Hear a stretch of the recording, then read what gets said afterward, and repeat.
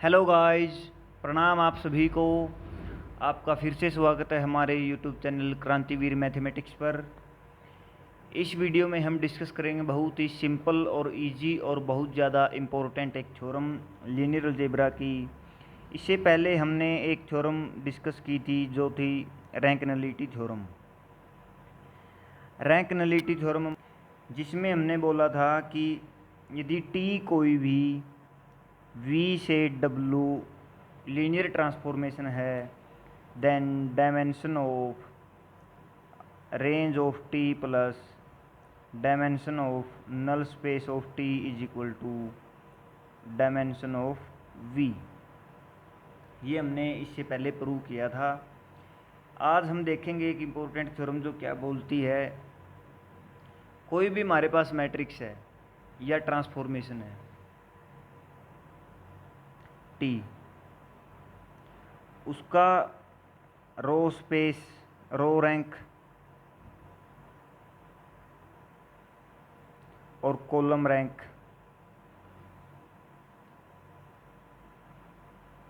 Equal होंगे। ये important ये है कि ये इक्वल का साइन कि इसके रो रैंक और कॉलम रैंक हमारे पास क्या होंगे, इक्वल होंगे। ओके, अब इसको हम प्रूव करेंगे। देखिए कैसे ये इक्वल होंगे, बहुत सा इजी प्रूफ है इसका। देखो हम पहले भी करके आए हैं। मान लीजिए हमारे पास टी कोई भी लीनियर ट्रांसफॉर्मेशन है और टी यदि लीनियर ट्रांसफॉर्मेशन है और उसको हम रिप्रेजेंट कर रहे हैं ए मैट्रिक्स के द्वारा। ठीक है, टी को हम मैट्रिक्स के द्वारा रिप्रेजेंट कर रहे हैं ए मैट्रिक्स के द्वारा। ओके, तो हम क्या करते हैं, पहले जब हमने system of linear equation, equivalent system of linear equation हमने जो पढ़ा था, उसमें हमने देखा A X is equal to Y जो है, ये अगर हमारे पास इक्वेशन है जहाँ पर ए कोई भी एम क्रॉस एन की मैट्रिक्स है, एक्स एन क्रॉस वन की मैट्रिक्स है और वाई एम क्रॉस वन की हमारे पास मैट्रिक्स कॉलम मैट्रिक्स एक्स और वाई होंगे।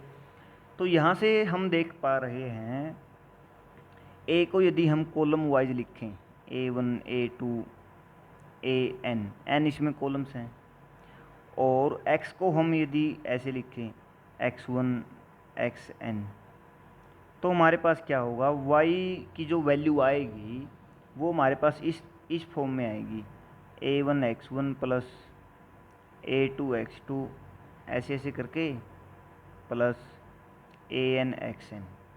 ये हो गया, ये हमारे पास क्या आ गया, y की वैल्यू आ गई is equal to Y.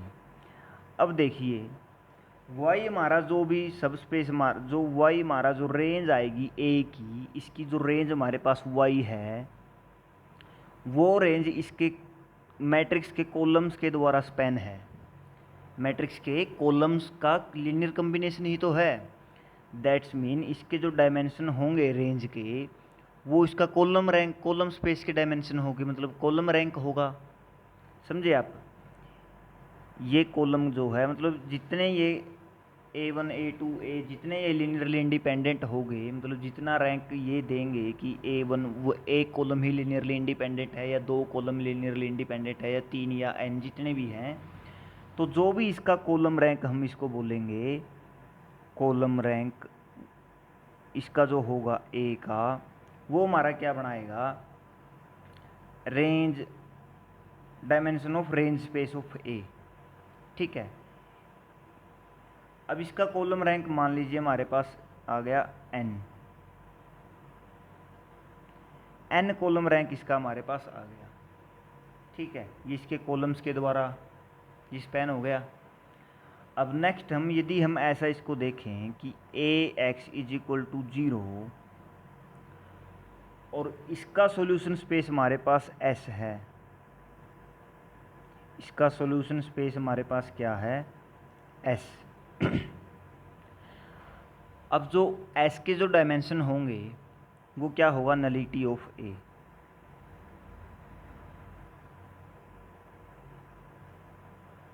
Dimension of s। अब नलिटी क्या है इसकी, और इसके मतलब डायमेंशन जो होंगे सॉल्यूशन स्पेस के, वो हमने देखा है कि यदि हमारी ये m क्रॉस n की मैट्रिक्स है तो n माइनस आर होंगे, जहाँ r क्या होगा, देखिए n माइनस आर होगा dimension of s।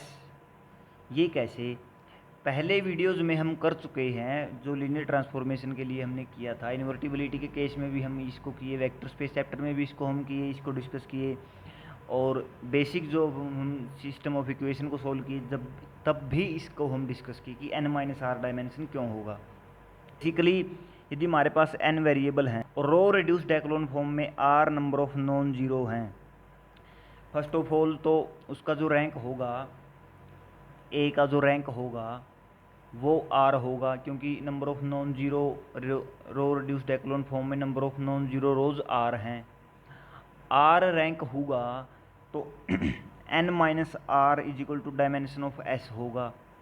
Bye rank nullity theorem भी होगा, और हमने इसको किया भी है क्योंकि इसके डायमेंशन जो हैं n minus R free variables इसमें आ जाएंगे, जिसको बेसिस की तरह हम ट्रीट करके उनको अलग अलग वेरिएबल मतलब उनको वैल्यू असाइन करके हम इसकी बेसिस एक प्रिपेयर कर सकते हैं। तो इसके डायमेंशन n माइनस आर होंगे। ओके, अब देखिए हमारे पास यहाँ से क्या आया, ये कॉलम रैंक n नहीं होगा, कॉलम रैंक कुछ भी आप मान लीजिए, बट हमारे पास यहाँ से क्या आया, थ्योरम 2 से हम क्या बोल सकते हैं, देखिए इसका डायमेंशन क्या है, n इसका डायमेंशन है, v का डायमेंशन n है। ओके, यदि v का डायमेंशन n है तो यह हमारे पास क्या आएगा, nullity plus rank is equal to n। Nullity हमारे पास डायमेंशन ऑफ n आया, डायमेंशन ऑफ s, तो हमारे पास क्या हुआ, dimension of s plus column rank, rank में हम यदि कॉलम रैंक माने इज इक्वल टू n, ये हमारे पास आया। अब यहाँ से हमारे पास क्या आया, n is equal to dimension s plus r, where r हमारे पास क्या है, रो रैंक इसके स्पेस का, रो रैंक है r, क्योंकि r क्या है, नंबर ऑफ नॉन जीरो रोज हैं रो रिड्यूस्ड एक्लोन फॉर्म का, तो उसका रैंक r होगा, क्योंकि लीनियरली इंडिपेंडेंट रोज उसमें r हुई। ओके, ये हम पहले डिस्कस कर भी चुके हैं। तो यहाँ पर ये दोनों देखिए, इन दोनों n है तो इनको दोनों को हम इक्वल पुट करेंगे, कैसे, dimension of s plus column rank of a is equal to dimension of s plus row rank of a। यहाँ से हम क्या बोल सकते हैं, column rank of a is equal to row rank of a। Okay, यही हमारी theorem थी कि कॉलम रैंक और रो रैंक किसी भी मैट्रिक्स से लीनियर ट्रांसफॉर्मेशन के सेम होते हैं। नेक्स्ट हम इस चैप्टर के लिए बेस्ड कुछ एक्सरसाइजेज देखेंगे जो रैंक नलिटी थ्योरम पे बेस्ड हैं, लीनियर ट्रांसफॉर्मेशन है या नहीं है उस पर बेस्ड है। तो आइए हम देखते हैं।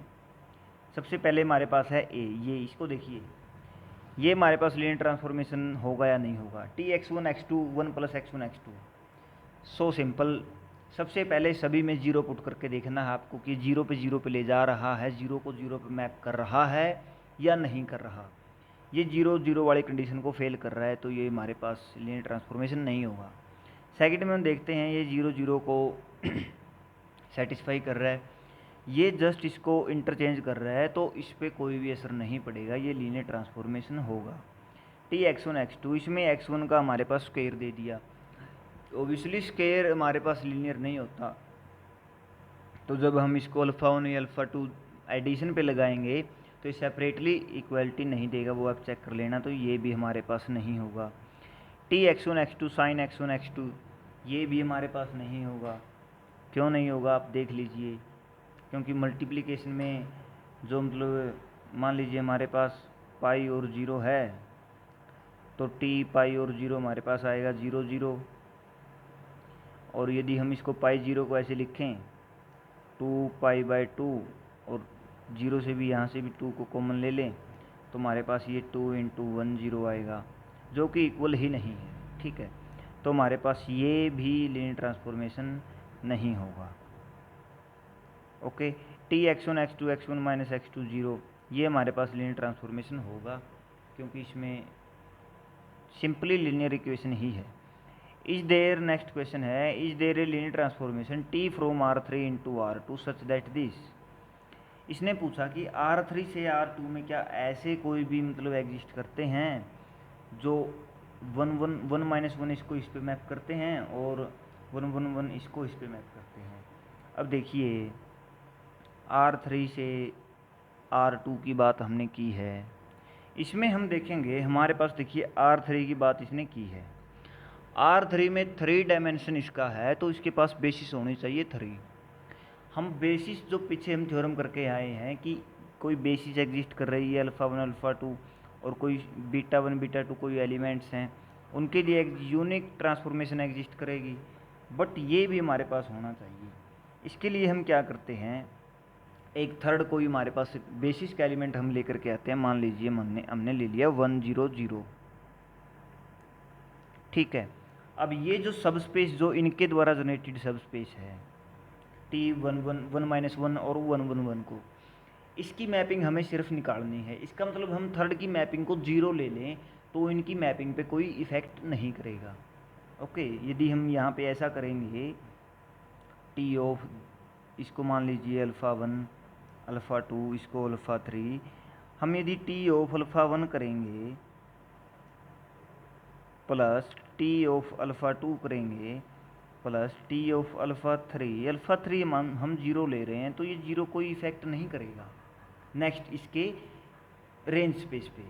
ओके, क्योंकि ये 0 आएगा, ये 0 ही आएगा और इसके साथ कुछ भी मल्टीप्लिकेशन हम करेंगे वो इसको 0 बना देगा, ये कोई भी इफ़ेक्ट इस पर नहीं करेगा। तो हम ऐसी कोई भी एक थर्ड हमने एलिमेंट अल्फ़ा 3 हमने ले लिया, मान लीजिए बेसिस जो बना रहा है इन एलिमेंट्स के साथ, तो हम इसको यहाँ पर हम लीनियर ट्रांसफॉर्मेशन इसकी एग्जिस्ट करवा पाएंगे। ओके, अब हमको क्या करना है, इसको मान लिया हमने टी ऑफ 1 0 0 0 है, तो हम एक्स वाई जेड को, किसी भी एक्स वाई जेड को इनकी फॉर्म में लिखेंगे, C1 alpha 1 C2 alpha 2 C3 alpha 3, और उस पर यदि हम टी अप्लाई करेंगे बोथ साइड तो हमारे पास ये आएगा टी अल्फ़ा 2 टी अल्फ़ा 3, यहाँ लिख देते हैं C T alpha 1 plus C2 T alpha 2 plus ये टी अल्फ़ा 3 हमारे पास 0 है तो हमें इसकी ज़रूरत नहीं पड़ेगी। ओके, तो हमारे पास टी एक्स वाई जेड हम ऐसे निकाल सकेंगे, जहाँ पर हम इसकी वैल्यूज़ निकाल लेंगे, एक्स वाई के कोऑर्डिनेट जो हैं C1 C2 वो क्या क्या आए हैं उसके रिस्पेक्ट में। ऐसे हम यहाँ पर एक लीनियर ट्रांसफॉर्मेशन हमारे पास एग्जिस्ट करेगी। थर्ड हमने ये 0 ले लिया और सेकंड थ्योरम के द्वारा इस पे और इस पे ले जाने वाली और 0 पे ले जाने वाली एक एलिमेंट्स को हमारे पास लीनियर ट्रांसफॉर्मेशन एग्जिस्ट करेगी। नेक्स्ट हम क्वेश्चन देखते हैं कि if alpha is equal to this, beta 1 alpha 1 alpha 2 alpha 3 ये दिया है, बीटा 1 बीटा 2 बीटा 3 हमारे पास ये दिया है। Is there is the linear transformation from R2 to R2 such that T alpha is equal to beta I for this. क्या हमारे पास ऐसी कोई लीनियर ट्रांसफॉर्मेशन बनेगी जो टी अल्फ़ा आई और बीटा आई पे मैप कर रही है, अल्फ़ा आई को बीटा आई पे मैप कर रही है और वो लीनियर ट्रांसफॉर्मेशन है। अब देखिए 1 माइनस 1, ये हमारे पास क्या है 1 और माइनस 1 एंड 2 एंड माइनस 1, ये हमारे पास दोनों बेसिस हैं क्योंकि दोनों लीनियरली इंडिपेंडेंट हैं। ओके, अब ये इसको यहाँ पे मैप कर रहे हैं बेसिस पे। तो थर्ड एलिमेंट जो है हमारे पास, ये एलिमेंट जो हमारा आया इसमें R2 की बेसिस 2 होती है, ये इन दोनों का लीनियर कम्बिनेशन होगा। अब हम देखते हैं कि ये इनका लीनियर कम्बिनेशन होगा, इसके कोऑर्डिनेट हम क्या निकाल पाएंगे। देखिए ये हमारे पास अल्फ़ा 3 का लीनियर कम्बिनेशन है, यदि हम इसके लीनियर कम्बिनेशन के लिए कोऑर्डिनेट यहाँ पर देखें तो हमारे पास क्या कोऑर्डिनेट आएंगे, हम देख पा रहे हैं -1 alpha 1 minus alpha 2 is equal to क्या हो जाएगा हमारे पास अल्फ़ा 3, ये हमारे पास हो गया। अल्फ़ा 3 हमारे पास आ गया, इस पे हम अप्लाई करते हैं linear transformation. Minus T of alpha 1 क्या होगा 1 0 माइनस के 1 0 and minus alpha 2 T of alpha 2 हमारे पास 0 1 and is equal to alpha 3 T alpha 3 हमारे पास क्या है 1 1। अब आप देखिए ये क्या इक्वल है, ये इक्वल नहीं है, तो ऐसी लीनियर ट्रांसफॉर्मेशन हमारे पास एग्जिस्ट नहीं करेगी। So simple. नेक्स्ट एग्जांपल हमारे पास है कि let V the set of all complex numbers regarded as a vector space over the field of real number. Okay, इसने क्या किया, T X is equal to 0 हमारे पास है और ए इज इक्वल टू 0 हमको प्रूव करना है। अब हम देखते हैं ए एक्स इज इक्वल टू 0 है।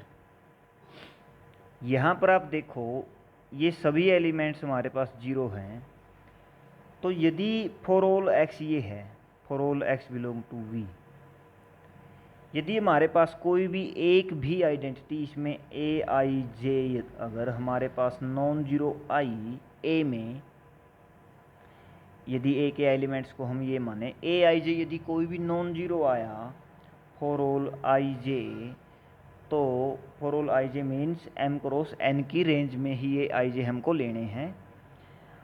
आई जे के लिए कोई भी नॉन जीरो आया तो हमारे पास क्या होगा, आई एथ रो का जे एथ कॉलम, जे एथ एलिमेंट्स, तो हमारे पास, और यदि एक्स जे भी हमारे पास हम नॉन जीरो ले सकते हैं क्योंकि फॉर ऑल एक्स है,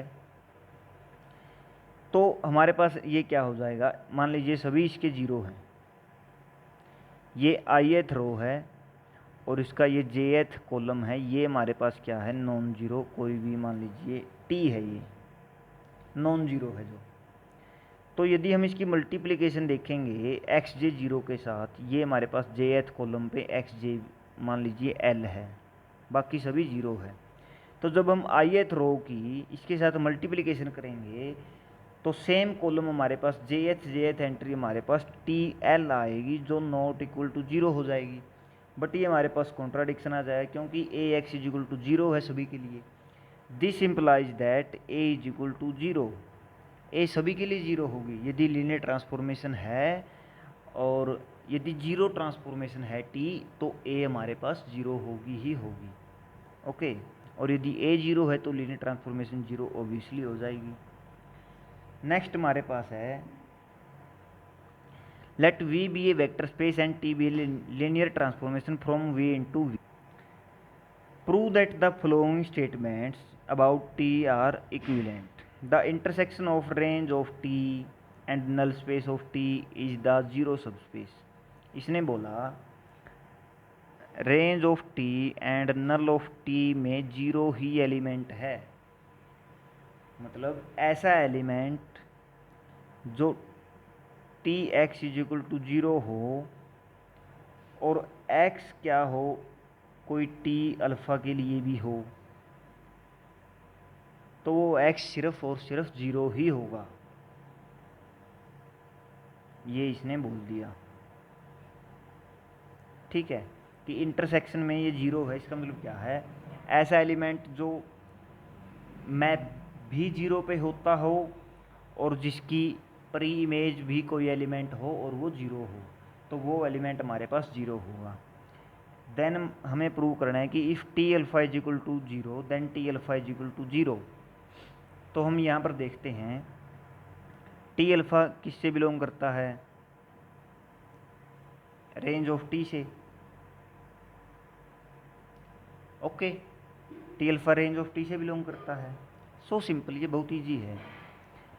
अब T alpha range of T से बिलोंग करता है और हम यहाँ पे देख रहे हैं टी अल्फ़ा जो है, टी अल्फ़ा ये एन ऑफ टी से बिलोंग कर रहा है क्योंकि टी अल्फ़ा पे टी अप्लाई करने पे जीरो हो रहा है। यदि ये जीरो, ये यदि ऐसे है कि दोनों में बिलोंग कर रहा है तो दोनों में हमारे पास पहले कंडीशन गिवन है कि सिर्फ जीरो एलिमेंट है, जीरो सब स्पेस है, तो ये जीरो होगा। This implies that T alpha is equal to zero. First से सेकंड को हमने इम्प्लाई करवा दिया। अब हम सेकंड से फर्स्ट को करवाएंगे। सेकंड हमारे पास क्या है, if T of T alpha is equal to 0 then T alpha is equal to 0। Okay, अब हमको प्रूव क्या करवाना है कि इनके इंटरसेक्शन में सिर्फ 0 होगा। मान लीजिए इनके इंटरसेक्शन में है x belong to r of t intersection null of t। ये क्या इंप्लाई करेगा, t of x is equal to 0, क्योंकि ये नल में है। और रेंज ऑफ t हमारे पास क्या करेगी, tx जो है ये हमारे पास किस में आ गया, रेंज ऑफ t में। ओके, सॉरी हमारे पास x belong to R T करता है, x क्या करता है, आर टी में बिलोंग करता है। This implies that x is equal to T alpha for some alpha belong to subspace, मान लीजिए v जो भी है। अब x टी अल्फ़ा है, और एक और कंडीशन हमारे पास है, x अगर टी अल्फ़ा है तो टी एक्स हमारे पास 0 है, T of T alpha 0, which implies that T alpha is equal to 0, which implies that x is equal to 0। That's mean x यदि इसमें बिलोंग करता है तो x हमारा 0 ही होगा। तो सेकंड भी हमारे सामने ये प्रूव हो गया। अब हम कुछ एक्सरसाइज आपके लिए लिखते हैं, वो आप खुद आप अपने आप ट्राई करना। सबसे पहला है नंबर 1, प्रूव